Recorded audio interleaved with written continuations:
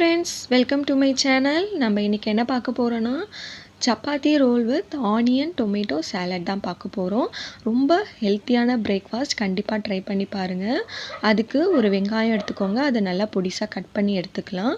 அது கூடவே ஒரு தக்காளி எடுத்து அதையும் நல்லா பொடிசாக கட் பண்ணி எடுத்துக்கோங்க. அதுக்கப்புறம் காரத்துக்கு ஒரே ஒரு பச்சை மிளகா, அதையும் நல்லா பொடிசாக கட் பண்ணிக்கலாம். அதுக்கப்புறம் ஃப்ரெஷ்ஷாக இருக்க கொத்தமல்லி தழை, அதையும் நல்லா பொடிசாக கட் பண்ணிக்கோங்க. அதுக்கப்புறம் ஒரு ஹாஃப் லெமன் தேவை. ஸோ இதுதான் இதுக்கு தேவையான பொருட்கள்.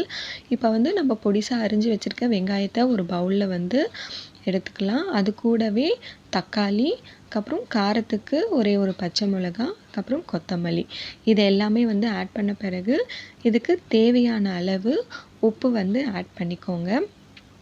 உப்பு ஆட் பண்ணிக்கிட்டு ஆஃப் லெமன் எடுத்து வச்சுருக்கோம் இல்லையா, ஸோ அதையும் நல்லா பிழிஞ்சு விட்டுக்கலாம்.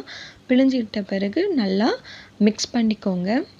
இது எல்லாமே நல்லா மிக்ஸ் ஆகணும். மிக்ஸ் பண்ணிவிட்டு ஒரு 10 நிமிஷம் அப்படியே ரெஸ்ட்டில் விட்டுடுங்க. ஸோ அப்போ அந்த சால்ட்லாம் நல்லா உள்ளே இறங்கி சாப்பிடும்போது சூப்பராக இருக்கும். இப்போ நம்ம சப்பாத்திக்கு நார்மலாக கோதுமை மாவு எடுத்து அதை நல்லா பிசைஞ்சு இது மாதிரி திரட்டி எடுத்துக்கலாம். எடுத்த பிறகு சப்பாத்தி ஒரு தவாவில் சப்பாத்தியாக போட்டு 2 சைடு எடுத்துக்கலாம். எடுத்துக்கிட்ட பிறகு நம்ம செஞ்சு வச்சுருக்கோம் இல்லையா இந்த ஆனியன் டொமேட்டோ சாலட், ஸோ அது சென்டராக வச்சு நல்லா ஸ்டஃப் பண்ணி ரோல் பண்ணிக்கலாம். இது அப்படியே நம்ம சாப்பிட்லாம், சூப்பராக இருக்கும். ஃபயர்லெஸ் குக்கிங் இது.